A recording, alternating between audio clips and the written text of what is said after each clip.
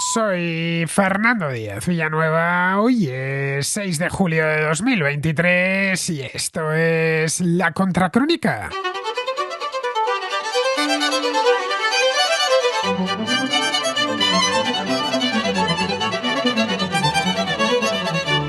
El gobierno taiwanés denunció ayer que un grupo formado por 26 aviones de combate y 4 barcos de guerra se encontraban merodeando por las inmediaciones de la isla. 9 de los aviones invadieron el espacio aéreo taiwanés, lo que obligó a la Fuerza Aérea a desplegar sus propios cazas en la zona. Aunque pueda parecer alarmante este incidente, y sin duda lo es, lo cierto es que en Taipei están ya acostumbrados a este tipo de emergencias. Desde el año pasado, el número de incursiones del ejército chino en las aguas territoriales y en el espacio aéreo de Taiwán no ha hecho más que aumentar. Por regla general, la actividad de los militares de la República Popular China se incrementa cuando el gobierno taiwanés recibe una visita del exterior o cuando llega a algún tipo de acuerdo con algún país extranjero. Esta vez lo más probable es que la operación de acoso se deba a que la semana pasada Washington anunció la venta de munición y otros efectos militares a Taiwán por valor de $440 millones, algo que sentó especialmente mal a las autoridades chinas. El portavoz del gobierno chino pidió que Estados Unidos respete el principio de una sola China y que deje de vender armas y municiones a lo que ellos consideran una provincia rebelde. Para el régimen acaudillado por Xi Jinping, los problemas los crea Estados Unidos, fomentando la inestabilidad en la zona. La frontera entre China y Taiwán es la mediana que atraviesa el estrecho de Taiwán. Se trata de una frontera no oficial, ya que China no reconoce la soberanía taiwanesa, un país que lleva curiosamente como nombre oficial el de República de China. Desde hace más de 70 años los chinos continentales han respetado aproximadamente la mediana, pero desde agosto del año pasado los aviones chinos la cruzan constantemente, ocasionando quejas por parte del gobierno taiwanés. Desde que empezó la guerra en Ucrania, esas quejas son continuas. Temen una invasión china similar a la de Rusia sobre Ucrania. De ser derrotados, tendrían que incorporarse a la República Popular como una provincia más, aunque quizá les permitan convertirse en una región administrativa especial al estilo de Hong Kong. La inmensa mayoría de los taiwaneses no quieren ni oír hablar de eso. En Taiwán disfrutan de una democracia liberal, con Estado de Derecho pleno y de una renta per cápita muy superior a la de la China continental. Pero en el caso de guerra no podrían resistir durante mucho tiempo la apisonadora del ejército chino. Esa guerra tendría además un gran impacto en la economía mundial, ya que de Taiwán sale la mayor parte de los semiconductores. Los taiwaneses confían en que Estados Unidos honre su palabra y les defienda en caso de un ataque. Muchos no están del todo seguros desde que su principal aliado termine por meterse en una guerra con la segunda potencia mundial por una pequeña isla a 10.000 kilómetros de su costa oeste. El asunto preocupa a todo el mundo, en todas las cancillerías del mundo, pero especialmente en la Casa Blanca, desde donde observan con mucha atención todos los movimientos que se producen allí. No quieren dar un paso en falso, pero tampoco dejarse avasallar. Entre medias están los 24 millones de taiwaneses, muchos de los cuales se encuentran desde hace ya un tiempo haciendo cálculos de futuro y se ven a sí mismos en algún lugar entre Ucrania y Hong Kong.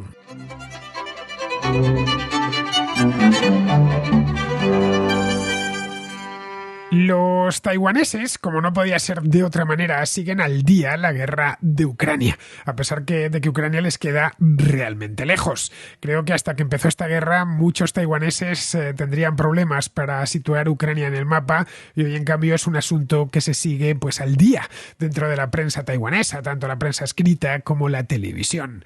Su simpatía por la causa ucraniana es total, pero no tienen del todo claro que ellos pudiesen resistir de la misma manera. Algunos creen que si Rusia muerde el polvo en Ucrania, pues lo mismo podría suceder si China se decidiese a invadir su isla, pero sucedería con los chinos, que resistirían del mismo modo en que están haciendo los ucranianos y obligarían a los chinos finalmente a retirarse. Otros no son tan optimistas, saben que Taiwán tiene un foso marítimo de 170 kilómetros de ancho que les protege, pero que ese foso, esto también lo saben, puede ser salvado con la tecnología moderna sin demasiados problemas por el ejército chino, que es el mayor ejército del mundo en términos de efectivos. Tiene más de 2 millones de personas. A fin de cuentas, ya no solo en cuestiones del ejército, tienen unas reservas virtualmente inagotables. China tiene 1.400 millones de habitantes, mientras que Taiwán no llega, por poco eso sí, a los 24 millones. Tiene 23 millones 800 y pico mil. La desproporción es inmensa, como podemos ver. La población de la República Popular China es 60 veces superior a la de la República de China, que es el nombre oficial del país, aunque todos nos refiramos a este país como Taiwán. A pesar de todo, podemos encontrar en las etiquetas, especialmente de ciertos productos, que pone ROC, ROC, es eso, Republic of China, es decir, República de China. Entre la gente que no conoce los detalles y las particularidades históricas no termina de ver la diferencia entre la República de China y la República Popular China. Bien, las dos son repúblicas chinas, lo único que la original en este caso es la República de China, es decir, Taiwán, porque como tal hunde su legitimidad en la caída del último emperador, la proclamación de la República de China allá por el año 1912, mientras que la República Popular China pues tiene 70 y pocos años de historia. 74 va a hacer este año, exactamente, desde 1949. En el caso de que los chinos populares o los chinos continentales, llamémosles así, porque todo Taiwán está en una isla y en unos islotes, un pequeño archipiélago que hay pegado a las costas de Fujian, pero el resto está todo en la isla de Formosa. En el caso de que los chinos continentales invadiesen esta isla, las posibilidades de que el régimen de Xi Jinping se saliese con la suya, en esto no deberíamos engañarnos, son muy altas. Los más pesimistas incluso acarician la idea de una rendición preventiva, que ahorre destrozos y sobre todo que ahorre la pérdida de vidas humanas. Es decir, entregarse y buscar un buen acuerdo antes de que estalle una guerra que devastaría por completo a Taiwán. Por último, los hay que creen que no va a pasar nada, que llevan así más de 70 años y que, bueno, al final, de una manera u otra, todo se quedará en simples amenazas. Pero claro, para eso es importante que Ucrania termine de repeler a los invasores rusos. Y eso, según ellos creen, disuadirá a Xi Jinping de meterse en una aventura incierta que podría salir muy mal y que podría terminar costándole el poder. Como vemos, una buena parte del debate público en Taiwán gira en torno a una guerra que les cae, como os decía, muy lejana, la guerra de Ucrania. Pero realmente no es de lo que debaten, aunque les interesa, obviamente, como a todos nos interesa la guerra a Ucrania, de lo que están debatiendo es de la hipotética invasión de su propia isla, de Taiwán, empleando como espejo en el que se miran y se quieren ver reflejados, es decir, en el caso de que les invadan, que consigan tener éxito frente a los invasores, empleando como espejo la invasión de Ucrania por parte de los rusos. La verdad es que no tenemos ni idea, porque no se ha producido, qué sucedería en el caso de una invasión. Primero se tendría que producir esa invasión, luego tendríamos que ver cuánta carne en el asador pone la República Popular China, qué tal lo hacen. En el caso de Ucrania lo que pudimos ver es que a pesar de que había puesto Vladimir Putin 200.000 efectivos en la frontera con Ucrania, pues esos 200.000 efectivos no bastaron para apoderarse de la capital, de Kiev, y no están bastando, y ya muchísimos más, para conseguir ocupar el país. Siguen atrapados donde estaban hace un año, o hace menos de un año, algo menos de un año, en el este del país. Así que esto, si nos lo cuentan en el mes de febrero o marzo de 2022, no nos lo hubiéramos creído. Así que si no nos hubiéramos creído esto, imaginemos ahora empezar a hacer juegos de guerra. Se han hecho muchos, por cierto, respecto a una hipotética guerra entre China y Taiwán. No tenemos ni idea, pero sí sabemos unas cuantas cosas. Sabemos, por ejemplo, que China está muchísimo más poblada, ya he dicho, 1.400 millones frente a 24 millones, es mucho más poderosa en el terreno militar. Y si el gobierno chino se tomase como una cuestión, llamémoslo, existencial, la invasión de Taiwán, es decir, sin reparar en costes económicos y en costes humanos, parece más o menos claro que terminaría consiguiéndolo. Y Taiwán es realmente pequeño, esa es la verdad. Si no se dedicasen exclusivamente a eso. Estamos hablando de un ejército con 2 millones de efectivos y 1.400 millones de habitantes detrás y además una economía muy potente. Sería eso sí, en el caso de que le metiesen todo y los taiwaneses resistiesen como están haciendo los ucranianos, esa victoria sería a costa de una cantidad elevadísima de bajas, tanto militares, por supuesto, como especialmente civiles. Pero eso sí, como digo, se saldrían con la suya. Especialmente si el mundo mira hacia otro lado y o apoya a China o condena la invasión y aprueba sanciones, como está pasando con Rusia. La República Popular China, a diferencia de Rusia, es una potencia económica en toda regla. No es un enano económico, ni muchísimo menos. Es la segunda economía del mundo.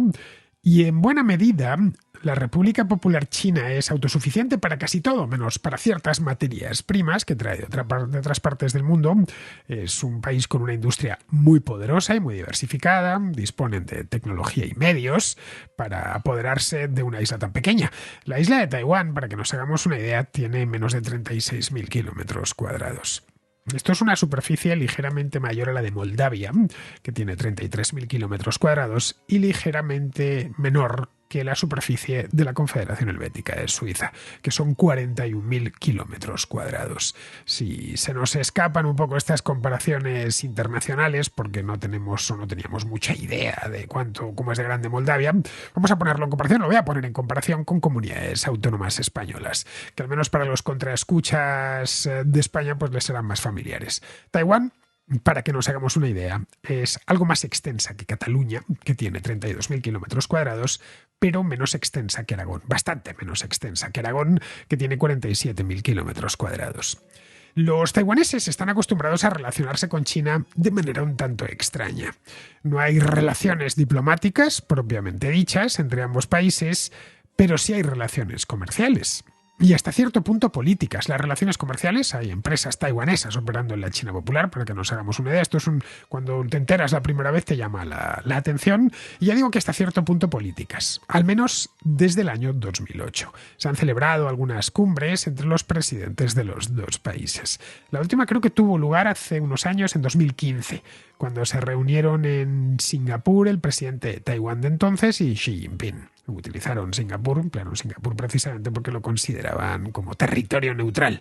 Desde 2008 estas relaciones políticas que habían sido muy malas en el pasado se destensaron un poco.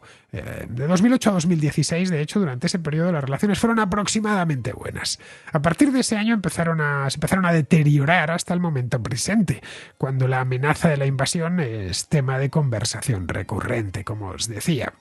Los líderes chinos, y esto es algo que sabemos todos, y más los contraescuchas, porque lo he comentado aquí en más de una ocasión, han endurecido su retórica en torno a Taiwán. Repiten una y otra vez que no descartan el uso de la fuerza si es necesario para conseguir el objetivo de la reunificación nacional. Su lema es el de una sola China, y solo puede haber una, y la separación que se produjo con motivo de la revolución pues fue una anomalía histórica, y de una manera u otra tienen que volver a estar reunidos los chinos, los 1.400 millones del continente más los 24 millones de la isla de Taiwán. Bien, esta es la retórica que se repite una y otra vez en los mítines, en los congresos del partido, que la dicen muchas veces por televisión. Y sucede muy a menudo que la retórica viene complementada por hechos. En este caso, a las palabras, como sucede, ya digo, con bastante frecuencia, le han seguido los hechos. El ejército chino está más presente que nunca en el ejército en el estrecho de Taiwán, que es este brazo de mar, un brazo de mar bastante ancho, por cierto, que separa el continente de la isla. Especialmente, sobre todo esto empezó, ya digo, las malas relaciones en 2016, cuando se empezaron a deteriorar, pero esta parte última dio comienzo cuando empezó la guerra de Ucrania, cuyo origen irredentista a nadie se le oculta, y a estas alturas no estamos interpretando palabras de Vladimir Putin, sino lo que propio Vladimir Putin ha hecho. Desde que a finales del año pasado Putin anexionó a Rusia los territorios ocupados de Ucrania, ya a nadie le queda la menor duda que su intención desde el principio era esa misma: Esto los taiwaneses lo ven desde lejos y dicen, bien, si a Putin le sale bien, a Xi Jinping puede ser que también le salga bien y nos convertiríamos en parte de la República Popular China. La pregunta que correspondería hacerse en este punto es qué pueden hacer los taiwaneses frente a eso. Saben lo que hay, saben que tienen justo al lado, muy al lado, a un centenar, poco más, 2 centenares de kilómetros, no llega a un gigante con malas pulgas y con peores intenciones. Y tienen que vivir con ello. No pueden, aquella isla no es un portaaviones, no pueden encender los motores y largarse un poco más al norte, un poco más al sur o internarse en el Pacífico. Están donde están. Bien, ante eso no pueden hacer mucho más que vigilar al vecino, tenerle bien vigilado, armarse, por supuesto, y prepararse para lo que muchos consideran inevitable a estas alturas. De hecho, se baraja hasta una fecha para la anexión definitiva de Taiwán, que rondaría el año 2027-2028, es decir, antes de 2030. Estamos al lado, estamos ya en 2023. La presidenta de Taiwán, que se llama Tsai Ing-wen, ha decretado, por ejemplo, en esta idea de vigilar y armarse, que el servicio militar obligatorio pase de 4 meses a 1 año y ha incrementado el gasto militar. Ese gasto lo realiza básicamente en Estados Unidos, que desde 1949, desde la fundación de la República de Taiwán, la República de Taiwán, de Taiwán de China ya estaba fundada. Desde que la República de China se refugió en Taiwán, bien, desde ese momento su principal proveedor de armamento es Estados Unidos. Tsai Ing-wen es una presidenta democrática, por supuesto, que la han elegido los taiwaneses y será presidenta hasta el año próximo. Y no porque los taiwaneses la hayan dejado de querer, sino porque no puede ser reelegida más veces. El 13 de enero, es decir, dentro de menos de 6 meses, habrá elecciones en Taiwán, pero ya digo, la presidenta no puede presentarse a la reelección. En nombre de su partido, que se llama el Partido Democrático Progresista, lo hará su actual vicepresidenta, que se llama Lai Ching-te, cuyos planes son seguir las pautas marcadas por Tsai Ing-wen, que por algo ha formado parte de su gobierno. Las pautas marcadas en este tema, quiero decir. Es decir, vigilancia, preparación y resistencia en el caso de que se produjese la invasión. Este partido no es el único. Es una democracia, repito, hay varios partidos. El Partido Democrático Progresista, de hecho, es hoy por hoy el principal, no lo ha sido siempre, pero hoy es el principal. El principal partido de la oposición, los que están enfrente, es el Kuomintang, que os sonará porque era el partido de Chiang Kai-shek, ¿no? Los del Kuomintang tienen una opinión algo diferente al respecto. Creen en Taiwán, de hecho el Kuomintang fundó Taiwán, se llevó la República de China a Taiwán, mejor dicho, pero quieren dialogar con los chinos para reducir un poquito la tensión y que no estalle la guerra por un malentendido. Su candidato ha prometido, por ejemplo, volver a los 4 meses de servicio militar. Esto como gesto de cara a Pekín, gesto de buena voluntad.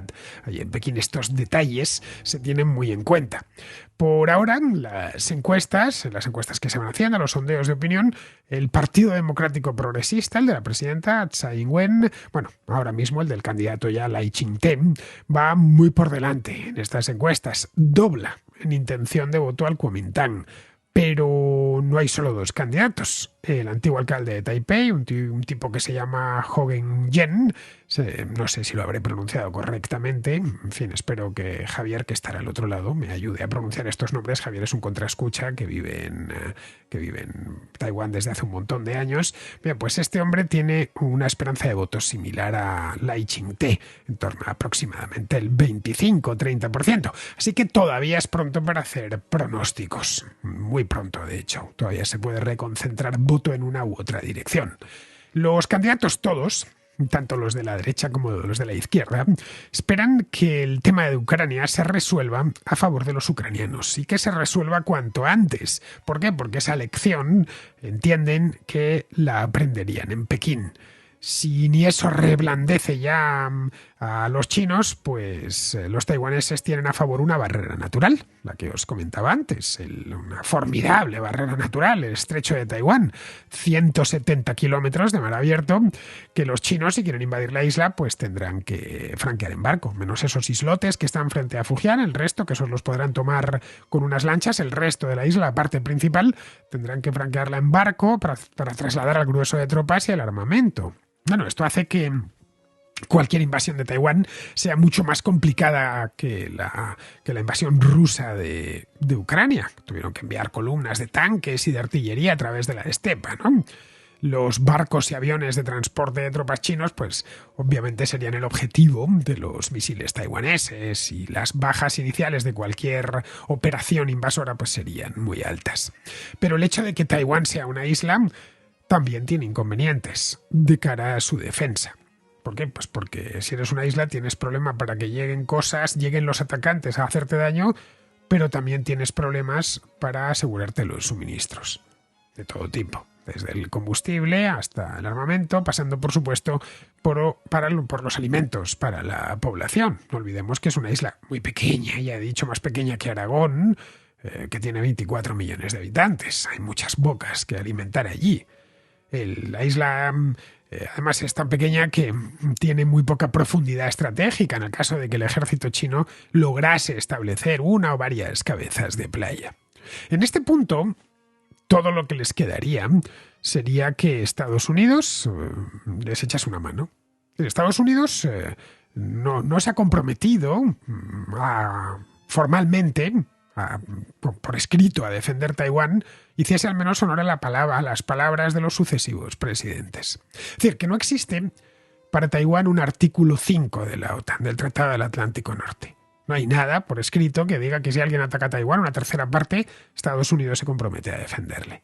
Todo lo más que hay son las llamadas 6 garantías, de las que hemos hablado aquí en alguna ocasión, pero ninguna de ellas implica defensa en el caso de que un tercero ataque la isla.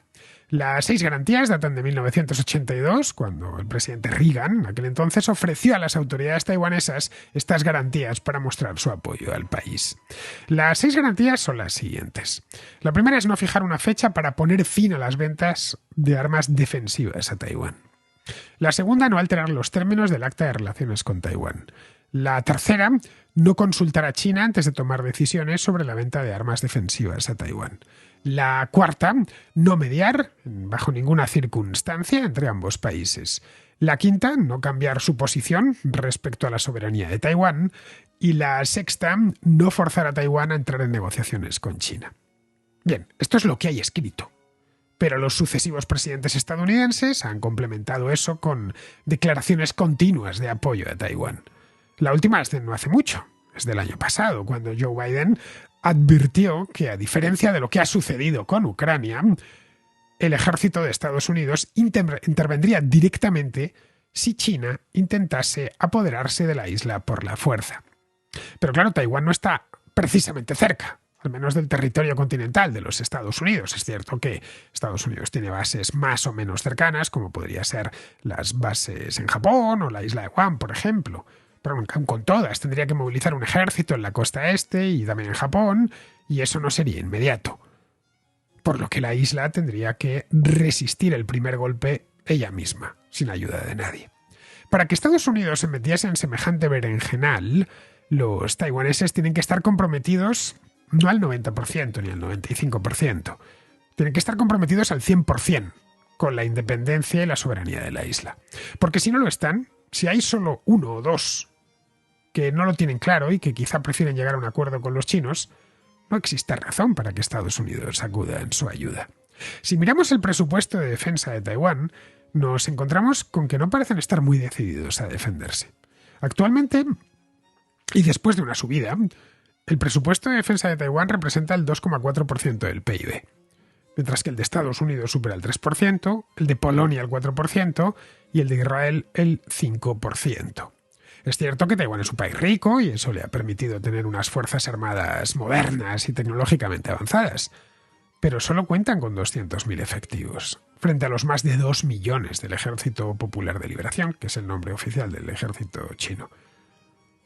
Al ejército taiwanés le cuesta, al parecer, encontrar reclutas y oficiales porque es un país en el que la economía marcha muy bien desde hace mucho tiempo y se puede ganar más dinero en el sector privado. El de militar, según parece, no es un trabajo especialmente prestigioso para los jóvenes taiwaneses. Con estos mimbres la cosa no pinta muy bien. A eso habría que sumarle la falta de un sentimiento nacional taiwanés debidamente arraigado. Los taiwaneses, como os decía, son chinos, aunque en el pasado, antes de la guerra civil, Sí que los taiwaneses tenían una serie de pautas culturales propias que los distinguían del continente. En muchos aspectos las siguen teniendo. Pero cuando Chiang Kai-shek y los nacionalistas del Kuomintang se refugiaron en la isla, después de perder la guerra contra Mao Zedong, trataron de aplanar esas pautas propias que en muchos casos las consideraban demasiado locales, demasiado influidas incluso por la presencia japonesa que se extendió en Taiwán durante medio siglo, desde 1895 hasta 1945. El Kuomintang trató de chinificar la isla, con la idea de que, o continentalizar al menos la isla, con la idea de que fuese el último reducto de la genuina China, de la auténtica China, esa China fundada en 1912 tras la revolución de Xinhai y la caída del último emperador de la dinastía Qing, el famoso Puyi, cuya vida se llevó al cine Bernardo Bertolucci hace muchos años. Ahora eso juega en su contra, a pesar de los esfuerzos que ha hecho el Partido Democrático Progresista por crear esa identidad nacional diferenciada. El taiwanés de a pie percibía el ejército como una institución en cierto modo importada del continente por el Kuomintang y no lo consideraba enteramente suyo.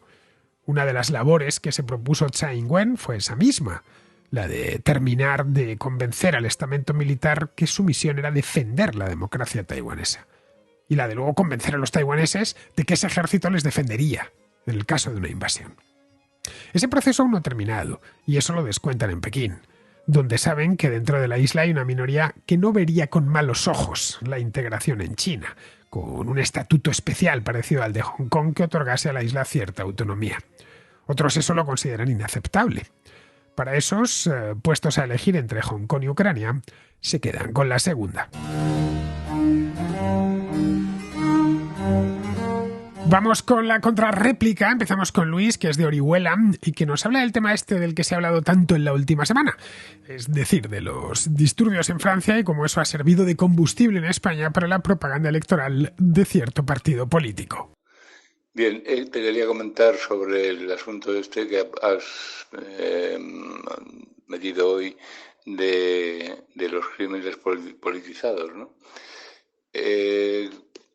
Yo no estoy en ningún partido político, mi ideología es más o menos la tuya, un poco más tirando a Jano, por lo de los toros y alguna cosa más, pero más o menos lo mismo. Mira, yo sé que en Lavapiés hay una cantidad de extranjería, que bueno, de todas las nacionalidades y tal, y más o menos no sé cómo será.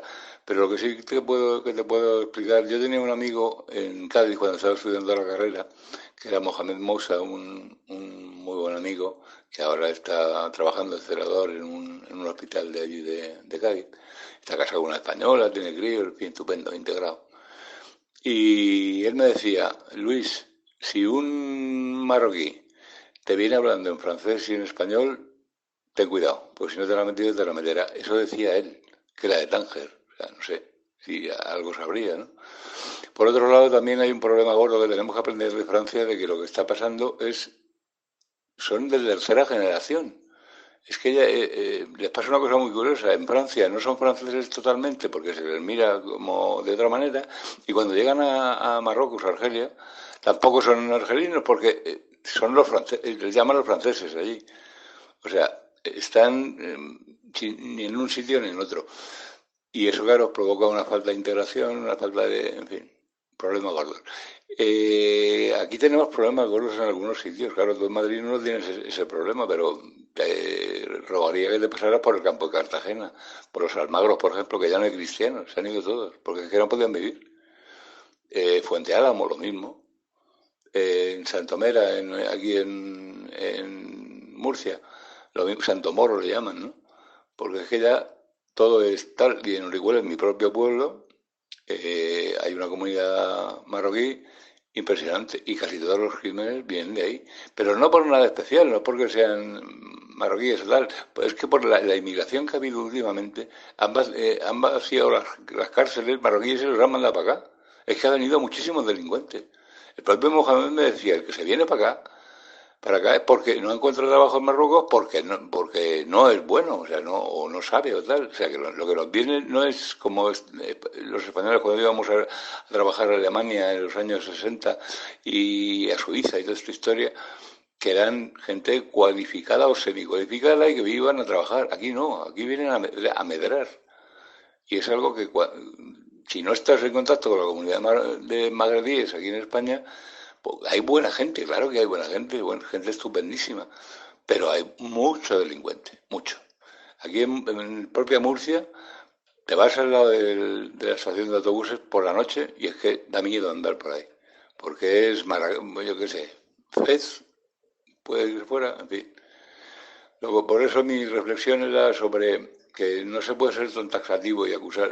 Si es que la gente lo politiza, sí, de acuerdo. Hay un partido que no voy a nombrar, el innombrable, como dice el amigo chipriota, que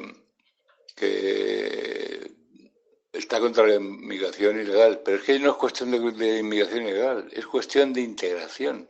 Si no se integran, yo tengo aquí, mis hijas iban al colegio, aquí en la de mi casa, y aquello parecía las Naciones Unidas. Cuando contábamos una fiesta de cumpleaños había magrebíes, negros, chinos, lituanos, afganos, gente del este de Europa y tal. Oye, era increíble. Había 10 nacionalidades distintas, por lo menos, y no había tantos problemas. El problema es cuando una comunidad se cierra en ella misma y se hace un gueto. Ahí es donde está el verdadero problema. Yo creo que tú lo ves, parece que no ves ese punto, que es donde tiene el problema. Lo que está pasando en Francia nos va a pasar a nosotros con unos años de diferencia, que es la diferencia de los años de la inmigración. Ellos empezaron mucho antes y aquí empezó tal. Y el Magreb tiene muy mala vitola. De hecho, los propios marroquíes, la gente del Magreb, los rifeños, les tienen mucha, vamos, que ahí los tienen bajo la bota, porque si no se sublevan. Acuérdate de los del CRIM cuando estaba, en fin. Bien, Luis, son varias cosas las que me traes con esta nota de voz. Vamos a verla una a una. Bueno, antes de nada, yo querría decir que no tengo ningún amigo marroquí ni relación alguna con ese país más allá de las 5 o 6 veces en las que he estado. Es un país que me parece muy bonito, con una historia muy antigua, conozco algo de esa historia y poco más. Mi relación con Marruecos y por extensión con el Magreb se queda ahí. Vamos, que no hay nada personal, ni positivo ni negativo en esto. A ver, en Lavapiés hay muchos extranjeros desde hace ya muchos años. El barrio siempre ha tenido una delincuencia algo por encima de la media en Madrid. Y eso era así cuando había inmigrantes y ha seguido siendo así con inmigrantes. En eso no ha cambiado. Bueno, sí ha cambiado, pero a mejor. El barrio era más peligroso en los años 80 que ahora, sensiblemente más peligroso. En aquella época todos los delincuentes eran españoles, generalmente kinkis, que se dedicaban a los tirones y a atracar bancos y comercios. En el caso de este que me comentas de la zona esta de Murcia, pues no lo conozco de primera mano, pero vamos, si me dices que hay muchos marroquíes, pues muchos marroquíes habrá. Supongo que en eso algo tendrá que ver que la población local está muy envejecida. En los pueblos de Castilla también han llegado muchos inmigrantes, tanto del norte de África como de Hispanoamérica o del este de Europa. La población local estaba muy envejecida y eso, el envejecimiento ya sabes que tiene un límite, que es la muerte. Te envejeces hasta que te mueres y entonces ya dejas de existir y donde tú estabas ya no hay nadie, ¿no? Eso es lo que ha pasado en muchísimos pueblos del interior de España. Esto, que hayan entrado gente nueva de otros países, en Castilla concretamente, está permitiendo que algunos colegios permanezcan abiertos. El pueblo de Alberto Garín, Vegas de Matute, es un ejemplo. Lo contaba Alberto la semana pasada, creo que fue en Santander. Si no fuese por los peruanos con sus hijos que han llegado al pueblo, pues el colegio de primaria ya habría cerrado. Ahí la causa habría que buscarla en que la natalidad está por los suelos desde hace décadas. Si los españoles no se reproducen, pues vendrán otros. Es algo tan sencillo como eso. Respecto a lo que dices de que han vaciado las cárceles en Marruecos para enviarlas a España, pues no sabría qué decirte, Luis. En España hay más de 1 millón de marroquíes. No sé yo si había tanta gente en las cárceles de aquel país. En cuanto a lo que comentas de que España envió a Suiza o Alemania o a Francia emigración cualificada, bien, eso no es cierto. Alguno iría con cualificación, pero no era lo normal. Era gente con poca cualificación, generalmente salida de pueblos de las zonas más atrasadas de la España rural. Aquello además coincidió con el éxodo a las ciudades, de los pueblos a las principales ciudades de España. Fueron unos 5 millones de personas los que abandonaron sus pueblos en la década de los 60. Unos 3 millones se trasladaron a las principales ciudades y centros industriales como Barcelona, Madrid, Valencia, Bilbao, Asturias. y los 2 millones restantes se fueron a diferentes países de Europa Occidental. El régimen de Franco creó a mediados de los 50 un organismo, el Instituto Español de Emigración, que era el que se encargaría de ordenar el proceso. Para poder emigrar legalmente había que hacerlo a través de este instituto. La realidad era que no todos pasaban por ahí. Algo así como la mitad de los emigrantes lo evitaron porque era muy lento y muy burocrático. Además, no daban permisos a personal cualificado. El régimen quería evitar precisamente eso, que los que tuviesen una titulación universitaria se largasen a Alemania. Y ponían además muchas pegas a las mujeres. Por eso muchos salían de España con visados de turista. Llegaban a París o a Frankfurt y una vez allí pues ya buscaban trabajo por su cuenta, valiéndose de sus familiares o de gente de su mismo pueblo que ya estaba allí. Eso no estaba permitido, pero las autoridades españolas solían hacer la vista gorda, ya que un inmigrante en Alemania pues enviaba remesas, que era lo que le interesaba al régimen. Así que Luis, de migración cualificada, nada. Otra cosa es que en muchos casos estos trabajadores se cualificasen en destino, trabajando en la industria. Esas habilidades les permitieron regresar a España años más tarde, cuando la economía española ya había despegado. Respecto a esto de que no veo lo del problema de la guetización, yo de verdad no sé cuántas veces tengo que decir las cosas. El otro día con Alberto Garín lo dije varias veces. Y en el vídeo que hice también, un día después, lo repetí otras tantas. Toda comunidad guetizada, sea de marroquíes, de gitanos o de hippies, es siempre una fuente, o va a ser en el futuro una fuente de problemas. Bien, vamos ahora con Nacho, que sigue con este tema de los disturbios en Francia, y nos habla del protocolo de actuación de la policía. Saludos a todos los contraescuchas de uno y otro lado del Atlántico y a ti, Fernando. Y hoy me gustaría tratar un tema a colación del incidente de la muerte del joven delincuente Nael y, bueno, comentar que la población tiene que ser lo suficientemente madura, tanto en España como en Francia, como en el resto de Europa, para tener unos protocolos claros de actuación de la policía. Yo desconozco cómo funcionan los franceses. Aquí en España está claro que no puedes hacer fuego a nadie que se salte un control. Solamente puedes hacer uso de un arma de fuego cuando peligre tu vida o la de terceras personas. En este caso, en Francia, yo creo que debe ser algo similar, pero hay que entender que Nael, este delincuente juvenil, se había saltado previamente un control y era la segunda vez que lo paraban y se lo volvió a saltar. Entonces, se tiene que tener en cuenta qué medios o qué medidas, qué uso de la fuerza, hasta qué punto pueden hacer uso de la fuerza los policías que estén trabajando, que ejerzan su función en ese caso. Porque ya ha habido casos en los que al no detenerse ese vehículo ha arrollado a otras personas o ha habido otras personas muertas, o lo que sea. Tenemos el caso de las Ramblas, que se utilizó directamente un vehículo, o el caso de Niza en Francia, que se utilizaron vehículos para matar gente. Pero un conductor borracho o temerario, loco, que esté en un estado de amok, de locura, pues puede matar con el vehículo. Entonces, eso es una cosa que se debe tener en cuenta, porque a los policías no se les puede pedir milagros. Entonces, o hacen uso de la fuerza, o cualquiera que se salte un control policial, pues arremeta y salte las vallas de control policial o lo que sea, pues nada, tiene derecho a seguir, aunque esté identificado, se sepa que lleva un vehículo robado, que ha cometido un atraco o el delito que sea, pero como no se puede hacer uso de la fuerza, aunque haya asesinado a alguien, no se puede hacer uso de la fuerza, pues eso lo tienen que tener claro. Tiene que haber unos protocolos policiales y jurídicos avalados, por supuesto, por legislación, que decidan sí o no al uso de la fuerza.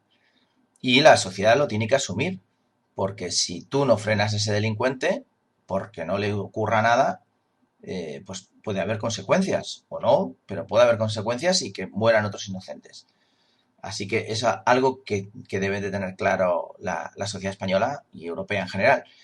Y yo te recomendaría, Fernando, que si quieres que le hagas una pequeña entrevista al tuitero El Hispano, que es un experto, o a los de la asociación ITEPOL, que son policías y son técnicos en la materia y son expertos en tiro y en tiro de combate y lo que sucede cuando hay, por ejemplo, un incidente armado.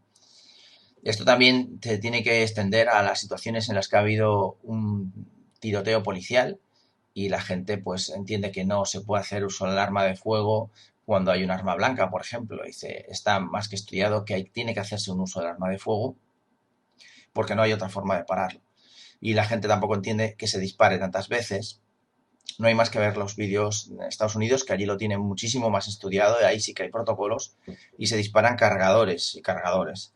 Es decir, a lo mejor se efectúan 15, 20, 30, 40 disparos por una serie de problemas de efectos que en una situación de estrés, de combate, que se produce la regla de Tueller de los 6,5 metros, el efecto túnel, en fin, una serie de situaciones, efectos fisiológicos que se producen en el individuo que se encuentra en ese momento en el tiroteo, y efectos también en la persona a la que sufre los disparos. Hay que tener en cuenta también el tipo de la munición que se está utilizando, que es una munición que, como ya han comentado otros policías, es una munición que es para uso militar, para Velum, y debería de ser otro tipo de munición que tampoco se quiere usar porque es más cara, porque produce más daños, es más lesiva para la persona que sufra esos disparos, pero es más segura para el resto de la población porque no tiene rebotes. Pues normalmente las municiones que se abren, que tienen más poder de parada, se quedan dentro del cuerpo humano. Pero en el caso contrario, tienes que hacer muchos disparos porque el individuo que está cometiendo con un arma de fuego o con un arma contundente, peligrosa, o con un arma blanca, deja de ser peligroso cuando se desvanece, cuando pierde la consciencia por una pérdida masiva de sangre. Entonces, hasta que no se produzca una hipovolemia grande, esa persona, aunque vaya a morir después por los disparos, sigue siendo peligrosa. De ahí estos vídeos de las policías americanas en los que cambian el cargador y disparan, pues eso, una barbaridad de tiros, ¿no? Y bueno, yo no soy un experto, hay gente mucho más preparada que yo, y ya te digo, puedes llamar a alguien tienen en Twitter NetPol, este mismo tuitero el hispano, y NetPol tiene expertos también, que son escuelas privadas de estudios policiales, y bueno, no sé, si quieres un día, a lo mejor a la sociedad en general, que lo desconoce por completo por los comentarios que suelo leer, le vendría bien tener un poquito más de idea. Este que nos traes es un muy buen tema, Nacho, porque queda en esa zona gris en la que no sabes muy bien lo que puede pasar. Vamos a tratar de ponernos por un momento en la piel del agente de policía que mató a Nael. Yo no creo que lo hiciese por racismo, como dice la izquierda francesa, ni por odio, ni por maldad. Simplemente el hombre tuvo que tomar una decisión muy difícil en muy poco tiempo. Esto lo comentaba el otro día Alberto Garín. En Francia se han producido en los últimos años una serie de atentados terroristas con vehículos. Algunos los conocemos bien, como aquel de Niza que comentaba yo en el programa del lunes. Bien, seguramente por la mente de este hombre pasó algo así. Se preguntó, ¿y si Nael fuese realmente un terrorista que se va a poner a atropellar gente por las aceras? Ante eso tuvo que tomar una decisión en décimas de segundo y disparó. A la vista está que se equivocó, que la amenaza no justificaba hacer fuego contra él. Bueno, él se dio cuenta que efectivamente se había equivocado porque ya está arrepentido de haberlo hecho. Pero eso digamos que va en el sueldo del policía. Tienen a veces que tomar decisiones muy rápidas y si se equivocan, pues los daños, como en este caso, pueden ser irreparables. Bien, vamos ahora con Carlos, que ha visto un vídeo que subí ayer, la contra en directo sobre los peajes, que entrarán en vigor en España, según parece, dentro de unos meses. Buenos días, Fernando. Te envío este mensaje por el tema de los peajes en España, de la nueva normativa que quieren poner a partir del año que viene. Yo resido en Austria y en Austria pues tenemos un sistema de pago de las autopistas que la verdad que aquí funciona bastante bien y no tampoco es tan caro. Básicamente lo que hacemos aquí en Austria es o tú compras una viñeta que la puedes comprar o para unas semanas si estás de vacaciones o creo que también para medio año, o si vives realmente en Austria como es mi caso, lo que te sale más rentable es pagar para un año y cuesta un total de 80 euros al año. Y con estos 80 euros luego tú puedes viajar por todo el país, por las autopistas de todo el país sin ningún tipo de problema. Ahora, eso también sí, apagamos estas viñetas y apenas hay peajes en el país. Los peajes los puedes contar con los dedos de una mano. Y los peajes que hay es porque han tenido que construir un túnel, que han atravesado una montaña y tienen que pagar el túnel. Y bueno, sí, estas cosas sí. pero a pesar de ello apenas hay peajes. Y la movilidad es perfecta. Y ahora en los últimos años incluso registramos lo que es el número de la matrícula, ya no te falta ni pegatina ni nada. Tú registras el número de la matrícula, pagas y ya está. Y hay una serie de cámaras en las autopistas que te detectan y si tú no has pagado obviamente te llega la multa a casa. Eso sí, también las carreteras están en perfecto estado y eso que en Austria en invierno pues nieva, hiela, hay que sacar las desaladoras, hay que sacar las quitanieves, que bueno, conlleva un gasto extra que no en todas las regiones de España esto es necesario.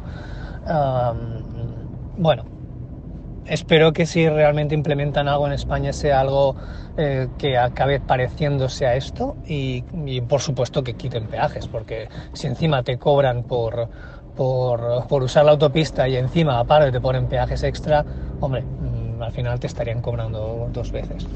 Bueno, un cordial saludo y hasta otra. En este vídeo de la Contra en Directo comentaba esa posibilidad.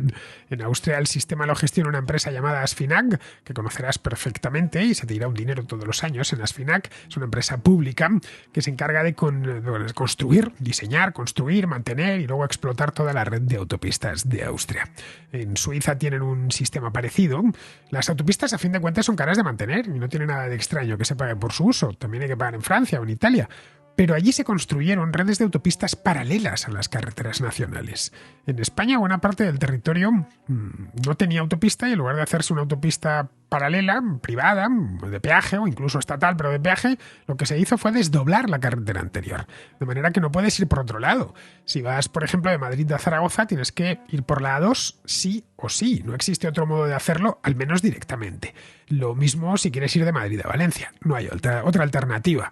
En España, cuando se empezó a construir la red de autopistas a finales de los 60, se pensó primero en los peajes, pero luego ya en los 80 se sustituyó por un sistema parecido al alemán. Fue entonces cuando aparecieron las llamadas autovías, que son como las autopistas, pero no están concebidas como autopistas porque no son tan buenas. Bueno, en fin, los que conducís habitualmente conocéis bien las diferencias. Bien. Lo quieren imponer para todas las autopistas, ya sean autopistas, autovías, en fin, para la red viaria, entre comillas, de alta velocidad o por lo menos de alta capacidad. Y sin que haya al menos no lo han anunciado, no han explicado cómo lo van a hacer, no sabemos si va a ser por una viñeta, como en el caso de Suiza o de Austria, no tenemos ni idea. Pero vamos, lo que parece seguro, como contaba en ese vídeo, es que dentro de 6-7 meses, los que circuléis por España por autovía, seguramente tengáis que pagar un peaje. Bien, vamos a terminar ya, vamos con Pizarro, que nos habla pues de esa crisis que se vaticinó hace un año y que no ha terminado de llegar. Los problemas económicos, independientemente de su índole, se sustancian en escasez y encarecimiento. Y las soluciones gubernamentales se concentran en la deuda, que palía y pospone los problemas económicos, aunque no los resuelve, y frecuentemente los complica. Crecimiento actual a pesar de todo y en espera. Un cordial saludo de Pizarro. Y hasta aquí, queridos amigos, llega la Contra de hoy, 6 de julio, jueves. Mañana 7, que aparte de San Fermín, toca Contrahistoria. Una contrahistoria que os va a gustar mucho, con un invitado al que el público, los contraescuchas, ya le han tenido en otras ocasiones. No es Alberto Garín, os lo advierto, sino otro al que el público quiere mucho. Hasta mañana.